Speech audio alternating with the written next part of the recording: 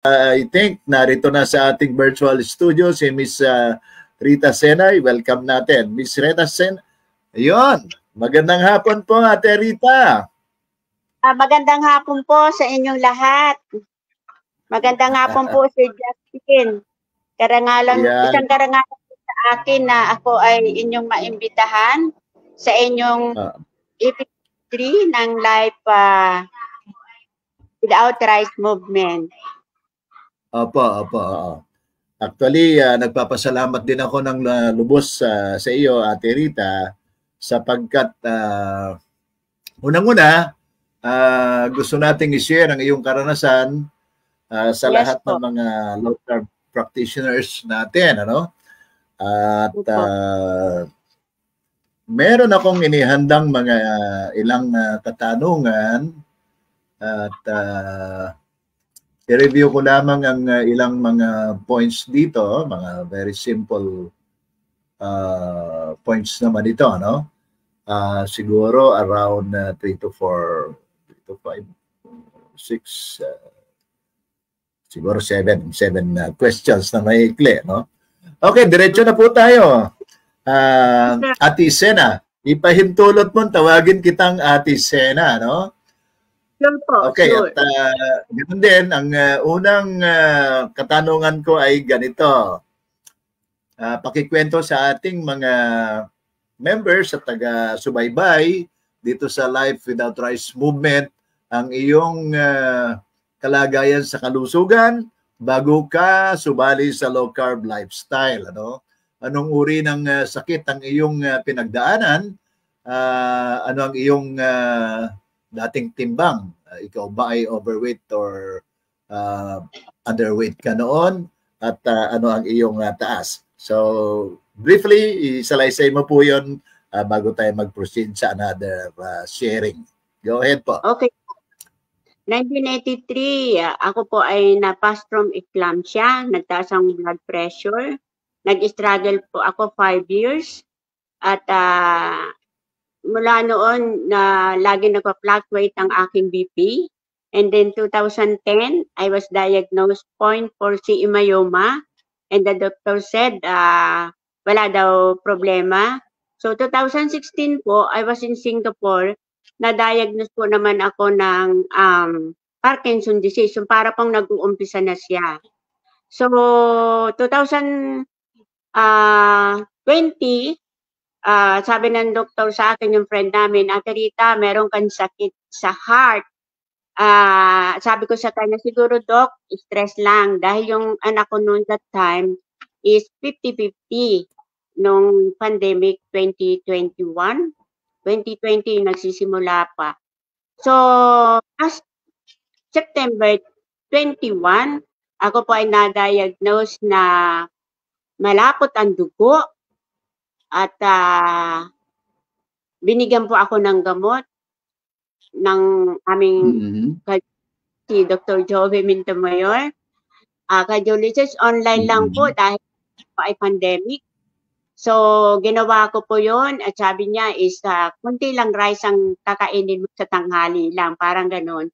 So, second time na ay myocardial ischemic disease. So, parang ano po yung aking puso, nagbara po ang aking may bara po, ischemic disease, heart disease. So, yun po sa akin. Nung kasagdagan ng pandemic. So, ang height ko po ay 4'11". At talagang during pandemic time, tumaba po. So, 50 to 55 kilos po ang aking weight. So, yun po. Sir Justin.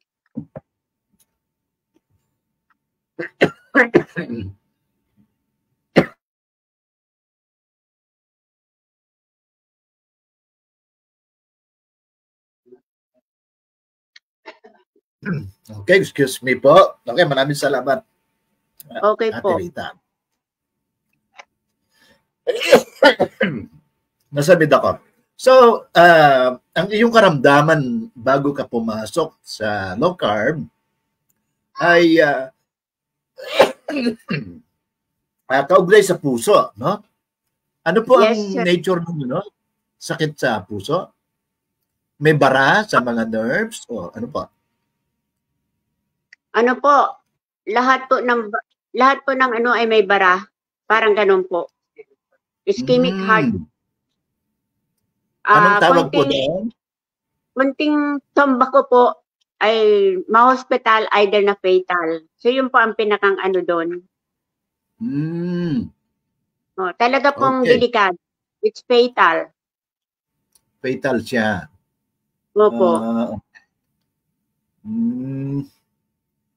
So, ano ang ipinayo ng inyong doktor nung ma-diagnose po kayo ng gano'n? So, yun po, sabi niya, uminom ako ng Lanopin. So, uminom po ako. Pinayuhan niya po ako na kumain lang ng half cup or 1 cup rice sa tanghalian. And then sa gabi ay isda at saka mga gulay po. Yun po ang aking inano. Sinunod ko naman po siya. Okay. Okay. Nung period na yon ay overweight po ba kayo, Ate Sena, Ate Rita? Hindi po, sir. Dahil sa overweight po ako dati. 20 after ma-diagnose ako, overweight po talaga ako. Yan. So, ilan ang timbang nyo po noon? Nung period na yan, nung ma-diagnose kayo? 55 kilos po ako. Nagre-range po doon. I see. 55 kilos. Okay. Opo. Okay, na-establish na natin ang iyong karamdaman ay parang mahina ang daloy ng barado ang mga nerves sa inyong puso, no? Dumako ako doon sa pangalawang katanungan ko sa inyo. Ano ang nagtulak sa inyo na sumali sa low carb community? Paano mo natuklasan ang concept ng low carb, no? Mari mo bang ipaliwanag sa atin sa ating mga taga-subaybay kung ano ang ibig sabihin ng low carb para sa iyo at yung circumstance bakit mo niyakap ang ganitong lifestyle? Pali mo, ate. After that po na ma-diagnose ako, nag-pray po ako kay God. Kasi dati po vegetarian po ako, fish and vegetable. So nag-pray God na provide me na makakatulong sa akin para makatulong sa aking karamdaman. And lo behold, dahil dumaan sa work ko si Dr. Grace Rojo after 2 months po ng aking paggagamot.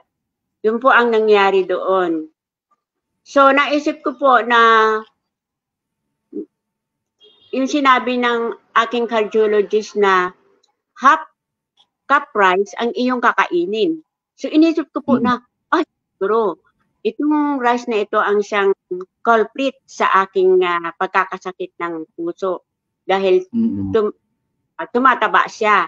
At tumataba ako. So, pinag-pray ko po ito. At mula noon, pinanood ko po ang video ni Dr. Rojo. At hindi lang po si Dr. Rojo ang aking pinanood. Dumaan din po sa wall ko si Dr. Iris Radiv. At pinag-aralan ko po ng husto yung kanilang sinasabi na marami din sakit ni Dr. Rojo. Dr. Rojo. Mother niya gumaling sa low carb. At yung kanyang buong family ay nag-low carb. At yung mga video, yun pa ang nakahikayat sa akin na mag-start ako sa mag-try ng low carb food. I see. So, ang isang circumstance, Ate Rita, ay yung mga video at mga post ni Dr. Rojo ay dumadaan sa inyong news feed sa Facebook. So mula doon ay inaral ninyo ang kanyang mga video. Ganun po ba ang circumstance niyan? So bago po ba ito mangyari ay aware ka na ba sa low carb na program, or dito mo lamang nalaman nung makita mo yung video sa iyong wall? Kaalaman tungkol sa low carb. Alam ko po yung hindi ko po yon pinansin. Walang-wala po akong alam sa carb. At talagang sa akin po yun ay answered prayer kay God. Kasi nga hiniling ko, bigyan niya ako ng mga alternatives o mga kung paano makakatulong sa aking karamdaman. And so talagang tuwa ako na dumaan sa work ko si Dr. Grace Rojo. Okay. Okay, so parang answered prayer ang pagdaan sa wall ninyo ang mga video ni Dr. Ro. Doon po sa aking kasunod na katanungan, ano ang mga mula doon no ma-encounter mo na ang low carb, ano ang mga hakbang na ginawa mo bilang paghahanda, no? At gusto mo nang lumipat sa low carb na lifestyle, no? Ano-ano pa mga reference material na pinag-aralan mo?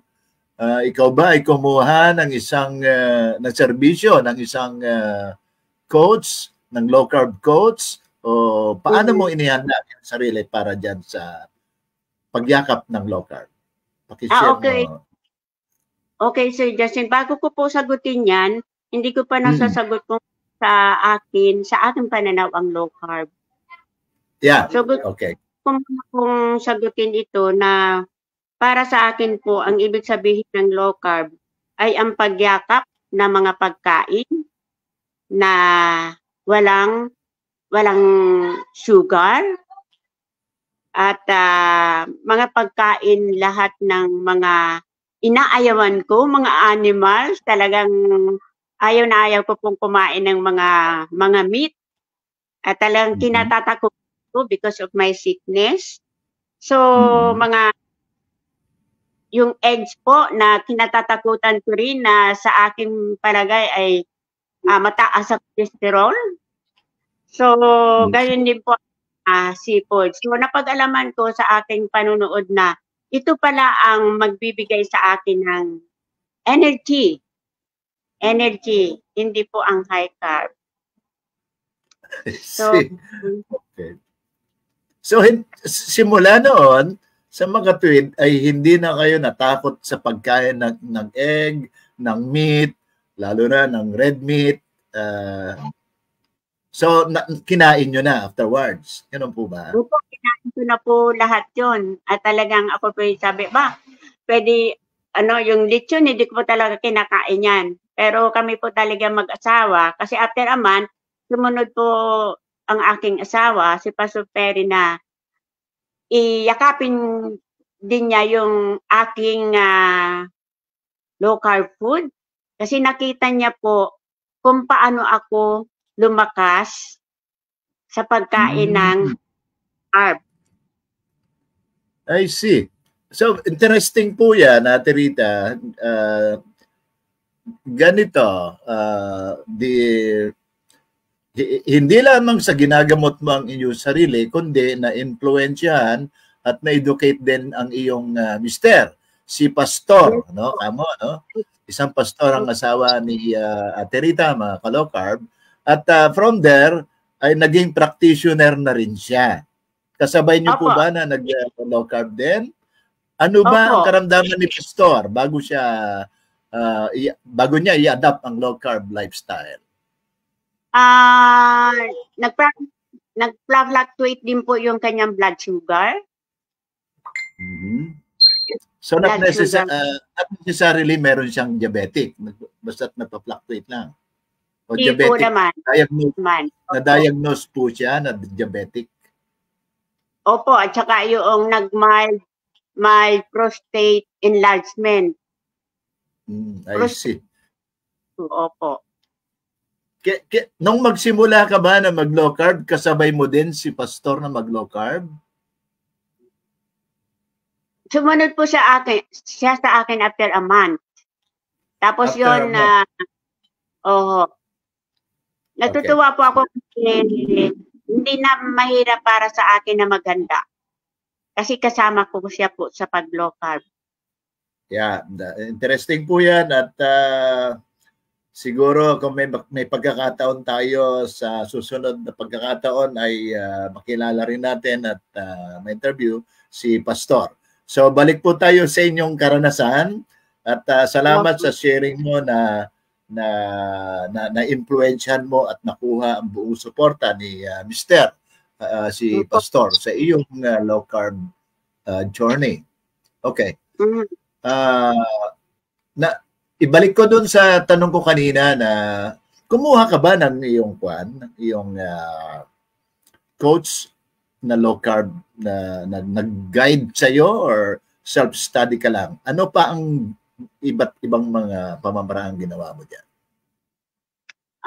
Kasi po doon napakamahal po ng masterclass is 25,000 na talaga hindi ko po kaya dahil that time wala pong trabaho mga anak ko dahil sa pandemic nga. So, bread and butter lang po namin ang aming pension. So sabi ko sa Canadian Grace sa admin, hindi ko po kaya yan. Pwede ba na manood na lang ako ng inyong mga video? So pumayag po naman sila and then na-chat ko rin po si Coach Matthew and Coach Lee at talagang napaka-generous po nila. Nasabi nila basta magtanong lang po kayo at after an hour or libre ako sasagutin po ang inyong mga tanong. At sa pagbabasa ko po ng mga comments ng mga practitioner that time, doon po ako talaga natuto. Doon po ako natuto at talaga niyakap po na LC ay talaga malaking tulong sa health.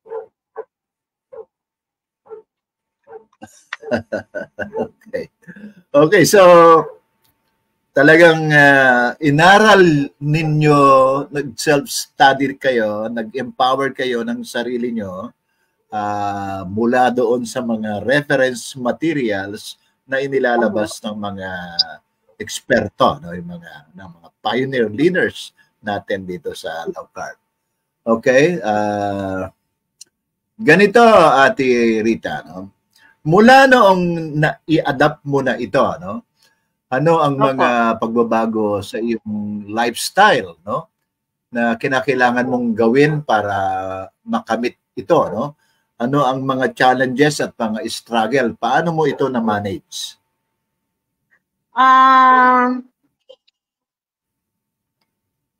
Isa sa mga ginawa ko po ay yung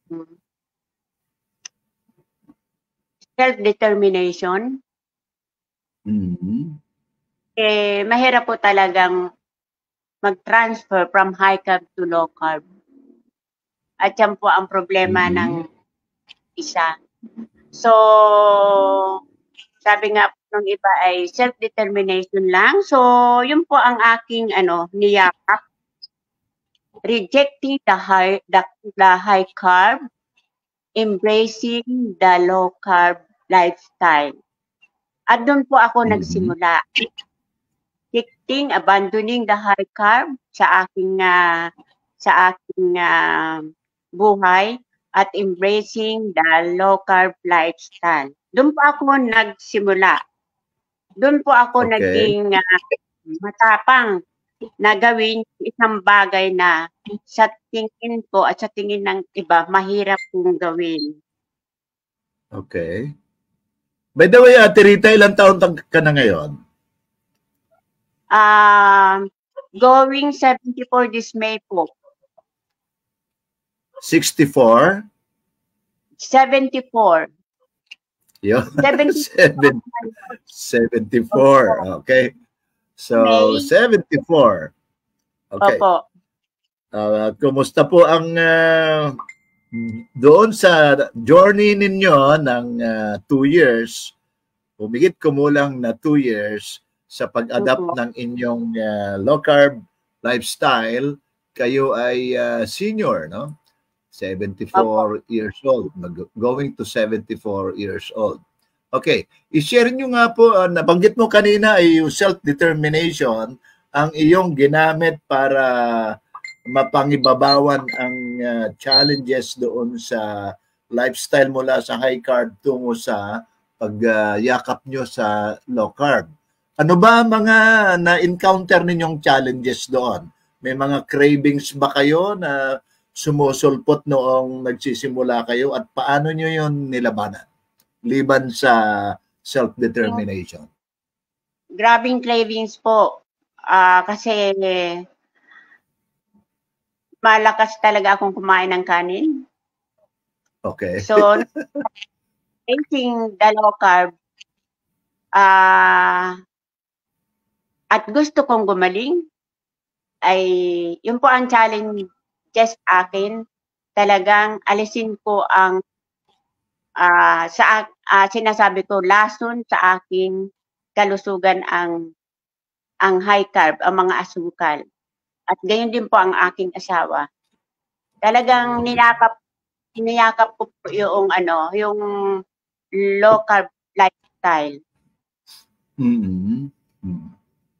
Okay, maraming salamat, Ate Rita, no?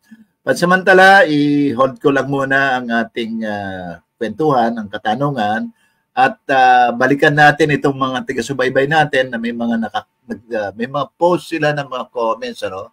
I-shout out lang natin sila, Ate Rita, ng panandalian, ano? Itong si Yolanda Menjola, no? Magandang hapon po. I'm watching. Magandang hapon din, Yolanda. Ganon din kay Elmer Celerio Bahos, watching here in Kingdom of KSA. Ako, call mag 3 years na sa low carb from 90 kilos, now 72 kilos. Wow, congratulations po, 3 years, ha? So talagang lifestyle na ni Elmer ito. Ganon din kay Marie. Magandang hapon sa iyo, Marie Ichabia, watching. Ganon din kay Gabas Jinky, watching din siya ngayon sa ating programa. Ganon din kay Elizabeth Rosario Custodio. Magandang hapon din sa inyo, Elizabeth. At pagpatuloy natin kay Fred Bohion. Ako ay 80 kilogram to 66 kilogram year. Intermittent and low carb diet ang kanyang sharing. Okay, magpatuloy tayo dito sa ilang sharing pa ng mga taga-subaybay natin. Si Gabas Jinky, nakaka-inspire po si Madam Rita. Ako po 70 kilogram dati. Now po 53 kilogram. After 3 months low carb lifestyle. So maraming salamat at na-inspire po tayo si Gabas Jinky. Okay, ganon din kay Bing Directo. Hi, Coach. Bing Directo po ito. Mukhang ito yung aking naging coach sa Mindanao. So magandang hapon, Bing. Salamat sa iyong pagsubaybay. Ganon din kay ito, na bumalik si Gabas Jinky. Naging normal na po ang BP ko ngayon. Ang sugar ko po ay normal na rin. So, congratulations po sa inyo. At naging normal ang inyong mga BP at blood sugar. Kay Menchita, si Guid. Magandang hapon. Watching from Gloria, Oriental, Mindoro. Okay, magandang hapon din po sa inyo dyan sa Oriental, Mindoro. So, yan po muna ang ating isi-share na mga nag-comment sa ating live stream. So, may dagdag ko lamang, Ate Rita, bago tayo mag-proceed muli. May idagdag ko na i-anunsyo na ang lahat ng mga nanonood ngayon sa ating live stream ay i-share nila ang link ng ating live stream at i-share nila sa kanilang timeline. At mabibigyan natin sila ng libreng e-book kaugnay sa Unlocking the Low Carb Odyssey. Ito ay 20 mga katanungan sa mga low carb beginners para maunawaan nila ang lifestyle ng low carb bago sila magsimula. So bibigay po natin ito ng libre. Ito ay 52 pages ito, at ito ay for sale sa online ng 299 pesos, pero ibibigay natin ito ng libre sa lahat ng mga taga-subaybay ngayon dito sa ating programa. So balik po tayo ngayon dito kay Ate Rita. Okay, Ate Rita, ganito. Ano ang mga positibong epekto ngayon ng low carb sa iyong kalusugan at naging karanasan? Paano na ang iyong mga karamdaman simula noong sumali ka sa low carb? So, pwede mong i-share sa amin yung dahil 2 years ng iyong karanasan, ilang mga buwan ang mga significant na pagbabago doon sa iyong kalusugan mula noong ikaw ay magsimula. Pakishare po yan, Ate Rita. After 2 months of my doing clean low carb, na sa green color food list po ako tumitingin, napansin ko na gumaan ang aking katawan at nawala po ang tiyan ko na malaki-malaki. Iniisip ko po kasi na baka may mayuma pa ako, baka lumaki yung mayuma ko, and I praise God na wala po, at sa aking mga check-up ay talagang nag-normal po ako, nag-normal po lahat. Yung na mataas yung cholesterol ko kasi kumakain kami ng mga fats. So, nagpapasalamat ako dahil naging maganda yung karanasan ko sa pagpapatuloy na kumain ng clean low carb lang po, ng clean low carb. Challenges din po sa akin yung hindi ko po nasabi kanina na yung pag-i-insulto sa akin ng mga kapitbahay ko na ako daw ay may, dahil nag-slim po ako. Nag-slim po ako na talagang slim na slim, naging 25 o 26 ang aking waistline. So, pero sa akin po, hindi ako nasa doon. Sabi ko po, ako ay hindi na kumakain ng rice. At sana ay subukan din ninyo. Dahil yung karamdaman ninyo ay marireverse ng low carb. So, siyempre, dahil sa namayat po ako, hindi ito katanggap-tanggap sa kanila. Gusto daw nila ako ay medyo chubby. Yung ganon. So, sa aking pag-low carb po, at sa aking pagpo-comment, meron po sa akin na nagpaturo during that time. So, ako talaga I praise God. I praise God na may nagpaturo na sa akin at mga ilang buwan lang po. Yun lang po. Okay. Alam mo, ganoon talaga ang culturally ang konsepto ng malusog ay chubby. Ganun, no? Kaya kapag ka chubby or medyo mataba, malaki ka actually chubby ang pinaka-appropriate na description. Iyon ang kahulugan niyan ay malusog. Hindi na unawaan na dapat ay yung timbang naka-proportionate doon sa taas, Kaya nabigla sila nung naging slim ka at yun ang iyong tamang timbang at itinuring nila na ikaw ay may sakit, So yun yung parang misconception ng publiko doon sa kahulugan ng malusog at hindi malusog. Nabanggit mo yung mayroon kang mayoma.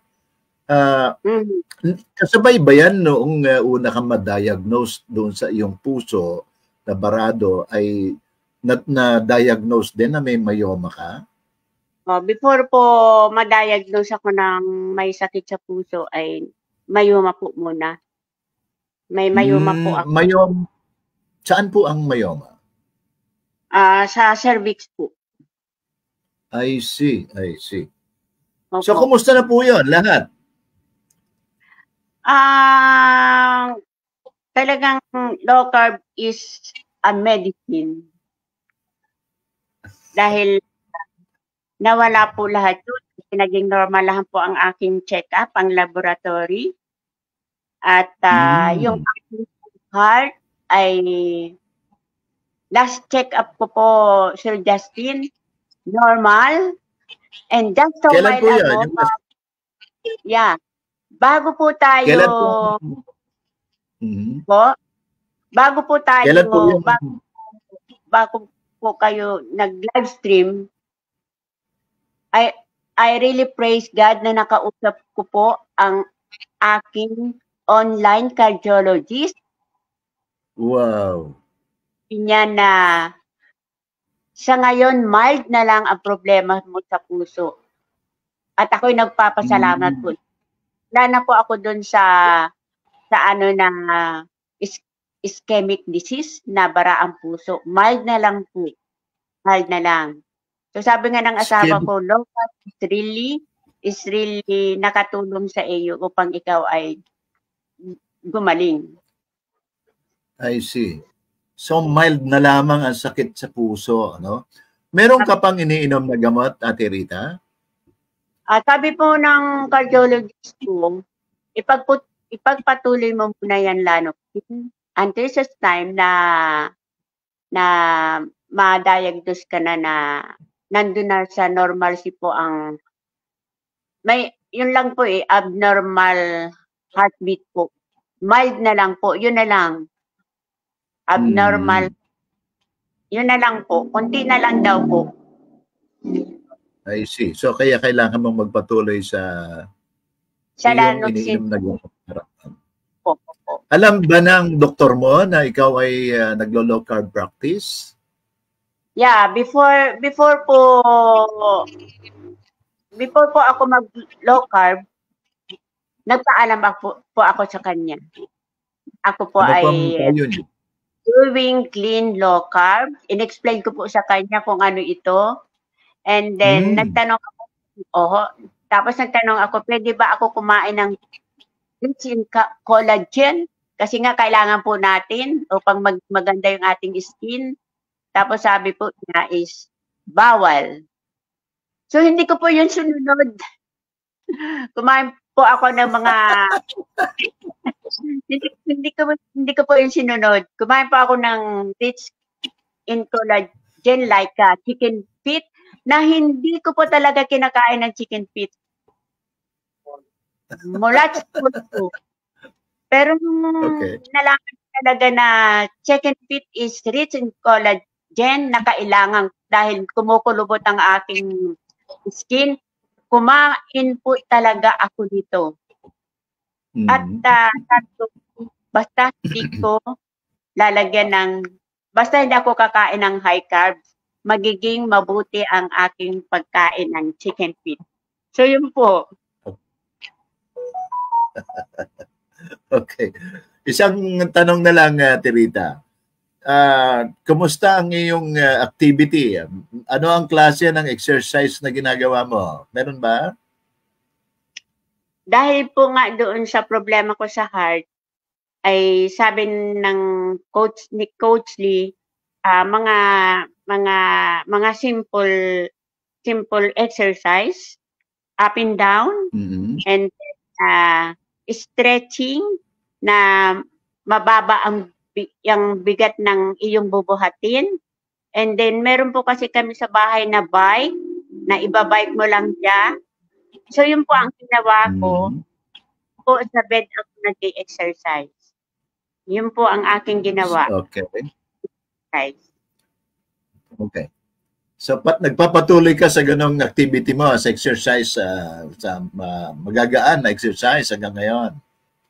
Ngayon po, dahil nasa probinsya kami, wala pong tubig sa amin na tumutulo. Imagine po, Sir Justin, nabubuhat ko ang isang balding tubig. Ganun na po ako kalakas. Ganun ba?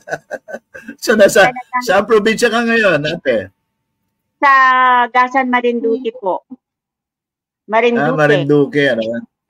Okay. Mga ka-low-carb, si Ate Rita ay tiga Holy Spirit, Quezon City. No? So, siya ngayon ay nakabakasyon sa Marinduque. So, ikaw ay nagbubuhat ngayon ng tubig at balde-baldeng tubig na dating hindi mo ginagawa siguro. Yeah, laging pong asawa ko ang nagbubuhat. Pero ngayon na talagang nagbubuhat po ako ng 2 balde sa 2 arms ko. At binubuhat ko po yun at ibibuhat ko pa dun sa lababo, dun sa sa container sa lababo, mataas po yun.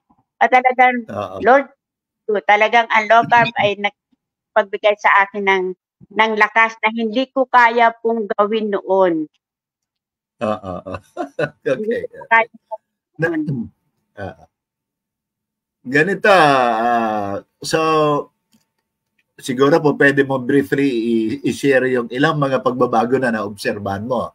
Ano ang mga pagbabago sa pang-araw-araw na buhay mo, yung kalidad, yung quality ng iyong kalusugan mula dati sa high carb to ngayon na naka-high carb, naka-low carb lifestyle ka na.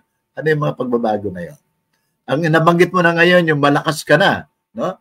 Lumakas ang yung katawan at nakakapagbuhat ka na ng tubig, ng balde, no?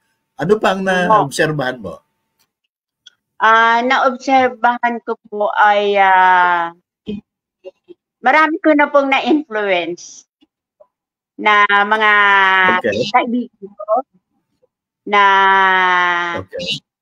mag-try ng low carb food at lumawak po yung aking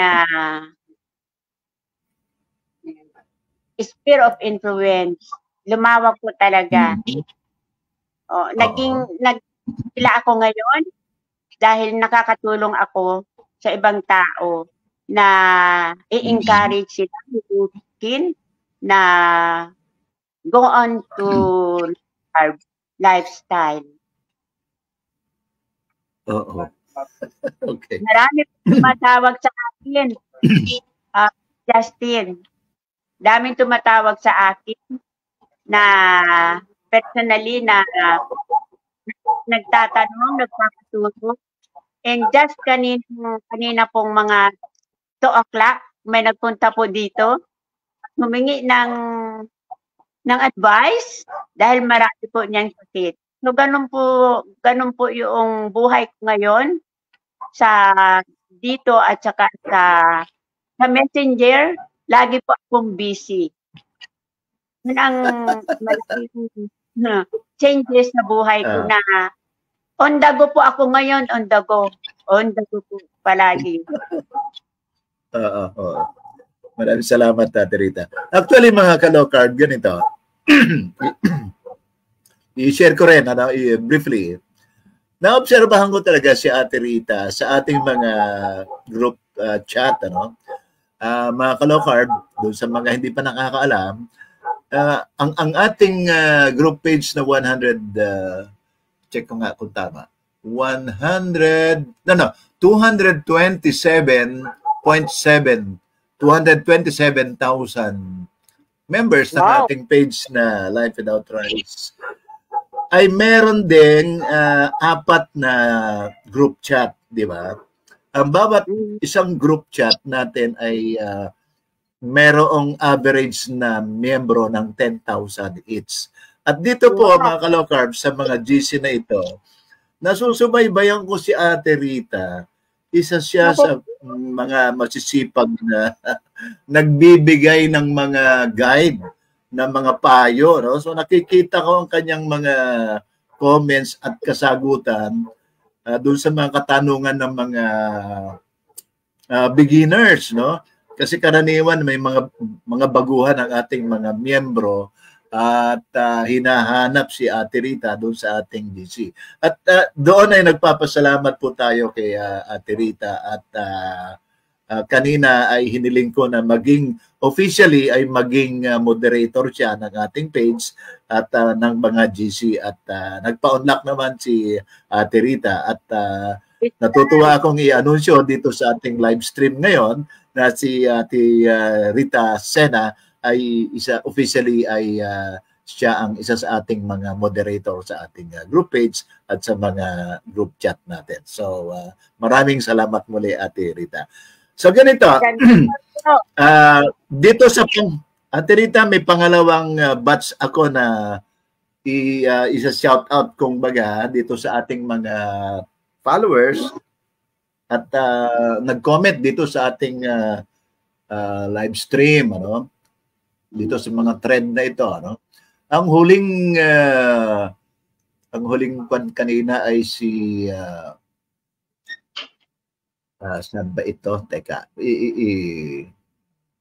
i-backread ko ang ating trend, no? Ayun, si Bibing, naalala ko na si Bibing Directo, ang ating muling nag-comment na shout out. Yun pala, ang huli natin ay si Menchita Sagod ng Oriental Mindoro, no?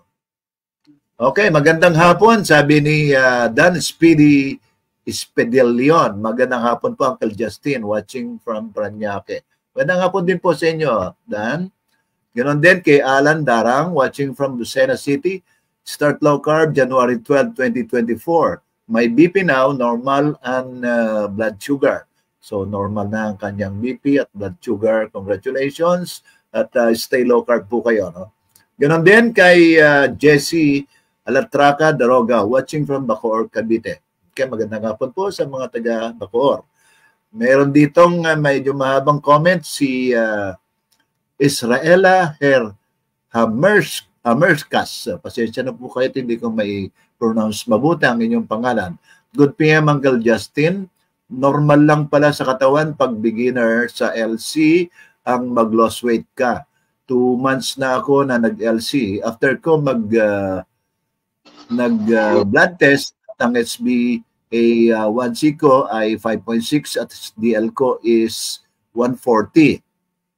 At 4 months na ako umiinom gamot at sinasabayan ko na mag-less ng high carbs. Naramdaman na ako ng lumit waistline ko from 33 to 28 ngayon. Okay. I-maintain nyo po yan at maganda. Katulad ni Ate Rita, gawin yung strict low carb na po kayo. Kay Menchita Sagid ulit, thanks po kay Tita Rita. Kasi siya din po nagbibigay ng lakas ng loob sa pag-low carb ko at okay na po ako ngayon. Ayun, meron kang follower dito, Ate Rita. Oh. Ganon din kay Rose Enriquez. No rice talaga? What about black or brown? Or shirataki rice? Okay. Si Miss Rose Enriquez, lahat po ng klase ng rice ay bawal. Ano? Lahat po yan ay sugar. Shirataki po ay po pwede. Yan po siya ay hindi siya rice, hindi siya carb talaga ang shirataki. Okay, ganun din kay Gabas Jinky. Salamat talaga sa iyo, Madam Rita. Dahil isa ka sa mga nagbibigay kasagutan sa aming mga katanungan pag hindi namin alam yung gagawin. Ano? So I think ito yung mga aktibo sa mga ating mga GC at Rita. Ano? Okay, ganun din muli, ito si Menchita Sagid. Congrats po, Tita Rita. Okay, maraming salamat, Menchita Sagid. Okay, uli, balik tayo kay Ate Rita. No? Ang isang itatanong ko ulit, nakaligtaan kong itanong kanina, earlier. Nag-practice ka ba ng intermittent fasting, Ate Rita, doon sa nakalipas mong 2 taon na karanasan? Nung nandito po kami sa sa probinsya, nag-start po kami mag-asawa ng intermittent fasting. Nakakain po kami 11 o'clock. Okay. 11 o'clock. And then kakain po, last meal po namin ay 4 o'clock. Okay. So timad, 2 meals a day. Yeah. Sa ngayon po, yun po ang aming ginagawa ngayon. Dahil nag-increase na po yung aking weight. At wala na pong puso sa aking dibdib. At ito po, hindi na po lubog yung aking kaya sabi ko, Daddy, mag-intermittent fasting tayo. At ito ang tulong talaga. malaki pong tulong ang intermittent fasting. Okay. So, ang intermittent fasting na ginagawa mo ngayon ay 2 meals a day. So, ang first meal mo ay excuse me. Ang first meal mo is 11 o'clock in the morning. Ang second meal mo ay 4 p.m. na. Opo. Tama ba? 4 p.m. Opo. So, that is around 18, almost 18 ba? 18, 19 hours na naka-intermittent fasting ka, no? Okay. Noong earlier stage mo ng pag-practice ng low carb, mga 2-3 months na nag-start ka na pa lamang ng low carb, kumusta yung practice mo ng intermittent fasting? Ano ang mga meals mo noon? Simple lang po kasi, simple lang po ang food namin. Ayun nga kay Dr. Nagfa-fasting ka rin ba noong mga period na yon, yung mas maagang period? Opo, after mga 2 weeks after, 12-hour fasting po kami, 6 to 6. 6 to 6? Yeah, 12 hours fasting. Okay. 12-hour fasting. And then, after a month, ginagawa po namin 13 hours, 14 hours. Doon po kami tumagal sa 16 hours.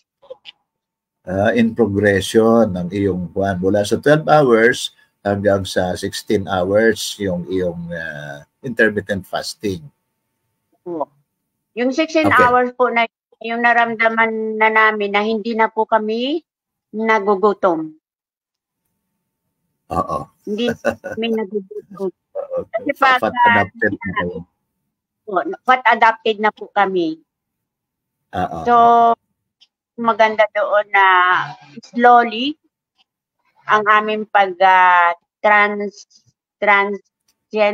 transition sa pagpa-fasting. Okay. Maraming salamat. So, may mga elements ng ng low carb lifestyle na binabanggit mo ay gusto kong enumerate muna ngayon. Totally strict low carb ka mula nung magsimula ka, no? Ibig sabihin totally wala na ang rice, carbs at mga sweets, carbs related na mga pagkain. Yun yung number 1, ano? Number 2, yung intermittent fasting, ano? In-integrate mo agad ang intermittent fasting. By the way, mga ka-low carb, ang practice ng intermittent fasting ay ipinapayo na gawin ito pagkatapos ng 1 o hanggang 1.5 buwan na nag-low carb na kayo bago kayo mag-practice ng intermittent fasting. Ano? May share ko lang na maikli, Ate Rita, kasi may naobserbahan tayo doon sa ating page na bago pa lang sila mag-start ng low carb, pero ang kanilang pinapractice na ay nagsasalita na sila ng mga intermittent fasting tulad ng ito yung kanilang OMAD daw. 1 meal a day ang ginagawa agad nila, no? So, magkakaroon ng hindi magandang epekto sa mga metabolism natin sa ating sistema kapag binigla natin ang ating katawan, mga ka-low carb, no? So, ang phasing na gagawin natin ay i-familiarize muna natin ang environment ng ating system, ng ating katawan, ng at least 1 month or hanggang 1.5 months. From there, mag-intermittent fasting na kayo nang magsimula muna kayo ng 2 meals a day. No? Katulad ng experience ni Ate Rita, 11 o'clock ang first meal niya, 4 o'clock ang second meal niya. No? Pwede rin 12 o'clock ang first meal, 6 o'clock ang second meal. Pwede rin ganon kung ano yung convenient na oras sa inyo. No? So pagkatapos na ma-adapt, maging sanay na ang inyong katawan sa 2 meals a day, pwede nyo subukan na after 2 months siguro onwards ang 1 meal a day. Lalo na kung inyong objective sa pag-low carb at in combination with intermittent fasting ay may mga metabolic problems kayo na nilulutas katulad ng hypertension, diabetic o iba pang mga karamdaman na metabolic disorder. Ano? Pero of course, ipinapayo natin sa lahat na kumonsulta kayo sa inyong mga doktor bago kayo sumabak sa ganito. No? Ma-check ninyo ang inyong blood sugar, ang inyong blood chem, i-check niyo ang inyong blood chem at pangalawa ay pag-aralan yung mabuti. No? Ang pangatlong component, pangatlong element dito sa karanasan ni Ate Rita ay nag-aral siya talaga. No? Pinag-aralan niya mga video ni na Dr. Rojo at Dr. Iris at iba pang mga coach na nakakausap niya at na nahihingan ng payo. No? So yun ang the overall experience doon sa kanyang journey na i-empower ang ating sarili at maunawaan huwag ituring na ito ay isang uso or fad lamang, kundi ito ay nagyayakap tayo ng lifestyle, pagbabago ng lifestyle mula doon sa talamak na high carb addict eater tayo tungo doon sa low carb practice ng lifestyle natin. So, Ate Rita, dito na tayo sa huling bahagi ng ating program. Gusto kong maghilingan kita ng ganito. Ano ang iyong maipapayo, magbigay ka ng pangkalahatang payo sa mga baguhan, mga low carb practitioners natin na baguhan na gustong i-adapt ang ganitong lifestyle. Yun yung number one. Pangalawa, doon sa payo na yun, ano ang mga dapat nilang gawin. At pangalawa ay, nabanggit mo kanina, ay marami ka ng mga nahimok. Tatanong ko sana sa iyo ay, paano mo hihimukin ang iba pa na mag-low carb. Pero sa iyong na-share kanina ay nahimok mo na unang-unang iyong mister. Si Pastor ay nahimok mo at naunawaan na niya ang pagyakap sa low carb at doon sa ating Maging anak ko po sa Australia, nahimok ko pong mag-low carb. Tama, no? So nakakatuwa yung ganong experience na isasalin mo, no? Yung empowerment sa ating sarili ay na-empower mo rin ang iba pang mga tao. So yun po ang ating huling bahagi ng ating program. Hihingan kita ng mga payo at iba pang mga pananalita sa ating mga low carb practitioners at followers. Yun po ang mga low carb.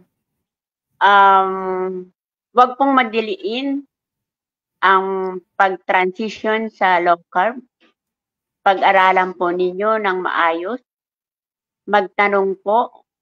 Kasi sa ating grupo po ay may nagmamadali. So, marami pong nangyayari sa kanila. So, slowly lang po yung pag-transition from high carb to low carb. And aralin po. Marami pong mga videos ang ating low carb advocacies. So, pag-aralan po ang kung paano mo may a-adapt sa iyong metabolism sa iyong body ang pag-follow sa clean low carb. So, doon po lalo na sa may mga karamdaman ay yung pong stick green list food lang po ang inyong kuhaan ng mga pagkain at gumamit lang po ng asin, paminta at suka at ibang condiments sa nasa green food list. At I'm sure na pag yun ang inyong pinalo ay hindi po kayo magkakaroon ng anumang adverse effect. At sa totoo lang po, hindi po kami nakaranas ng masyadong side effect like hilo, pananakit ng katawan, masakit ng ulo, weaknesses, dahil sa kami po ay nag-strict sa green color food list. At inom po kayo ng maraming tubig. Kung marami po ninyong kinakain na red meat, ay kailangan po ninyong uminom ng maraming tubig to wash out yung lahat ng mga urines sa inyong katawan. Matulog po kayo ng 8 hours. 8 hours po. At para po tayo maka-influence sa ating mga low carber sa GC natin, ay sundin po natin yung mga payo ng mga low carb, mga practitioner na matagal na sa ganitong larangan ng low carb lifestyle.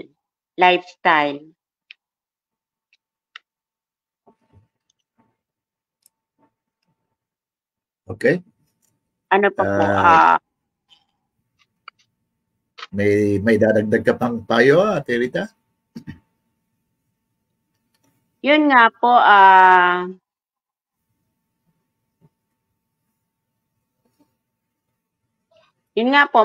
makinig. Ang ano nga lang po talaga ay makinig at sumunod. Makinig po sa nakakatanda sa atin sa low carber.